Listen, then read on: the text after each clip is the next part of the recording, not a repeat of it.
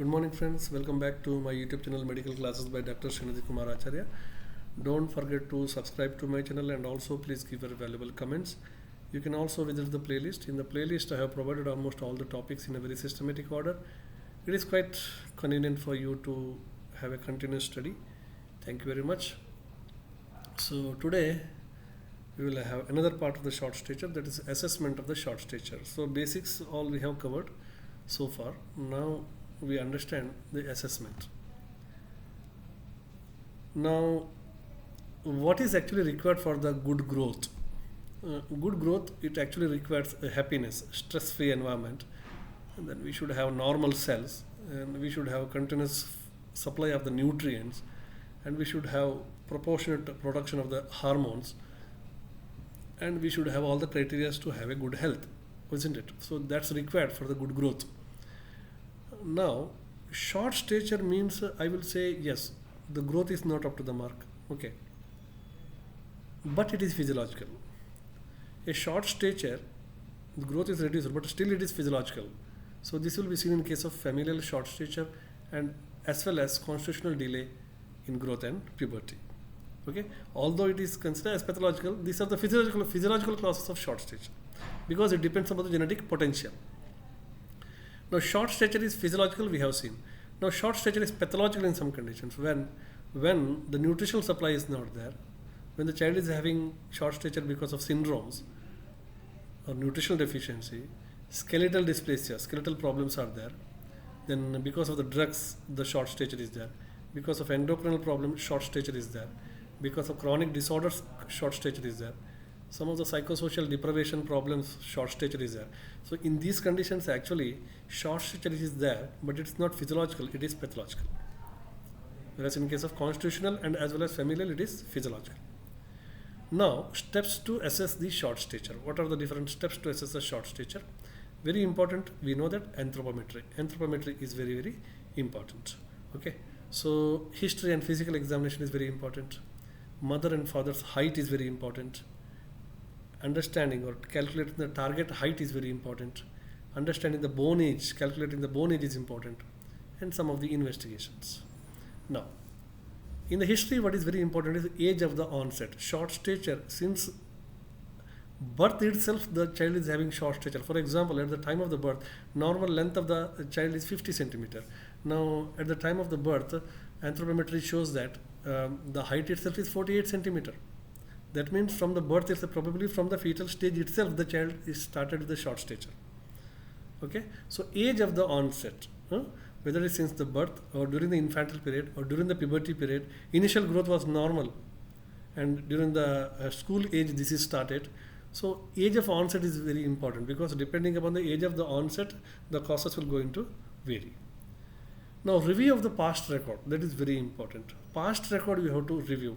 So today child is having short stature and go back and review the past growth chart. Okay, in the growth chart, up to what particular age his growth potential was normal and thereafter it suddenly ceased, or whether it's same from the beginning itself. So this part, past record, growth velocity, that is also same thing. Systemic illness. So you compare the growth chart with the systemic illness, the age of onset of systemic illness, and look at the height gaining capacity during that particular age of that systemic illness. So usually during the time of the systemic illness, the height gaining capacity will go down. Okay, so this we have to understand. Now, birth history is very important. Gestational period, child may be IUGR, child may be preterm, child may be premature. Okay, so gestation, then weight, then jaundice, history of jaundice, history of hypoglycemia, hypotonicity from the beginning, Down syndrome, etc. Babies will have hypotonia. So now, this is very important. Another one is drug history. In the drug history, many drugs are there, but most important drug for us is steroids. So steroids are the one, anabolic steroids, so they will go into cause the ossification center. They close us very early. Early closure of the ossification center will be there. So height gain will not be there after in the bone. Now, another important thing that you have to understand is diet history. Okay, diet history. Nutrition in 24 hours you have to take.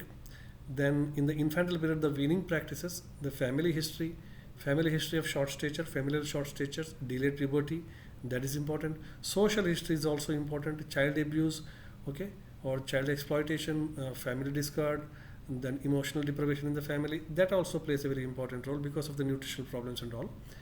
Then comes to the examination part. In the examination, general examination is important, anthropometry is important, upper segment and lower segment ratio, that is very important, arm span is important, okay, rhizomic index we say, that is also we have to calculate. Another important thing that you have to see in the examination is skeletal dysplasia. Okay, suppose in the fetal life itself, embryonic life itself, child will have some problem in the proliferation of the ectoderm, then child will end up in so many skeletal problems and skin problems in the future. Okay, so a gene which is not working at the level of the ectoderm for the proliferation of the ectoderm, so leads to almost a generalized skeletal problems in when the child is born, because all these skeletal part that will be differentiated from the ectoderm itself. So ectodermal dysplasia, we say ectodermal dysplasia or skeletal dysplasias. So this may lead to disproportionate short stature. Syndromes, of course, many of the syndromes are associated with the short stature, but mostly in the syndromes you will have dysmorphic features.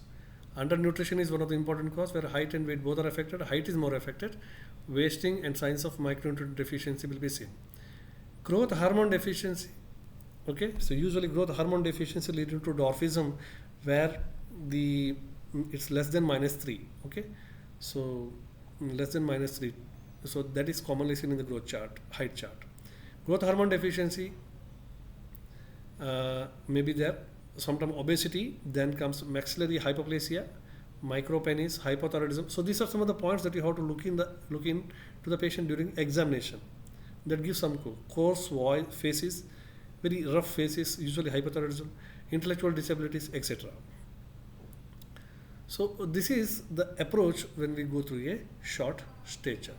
Now we will have different case studies that we'll see in the next class, and thereafter we'll start with the Ayurveda approach of a short stature. Thank you very much.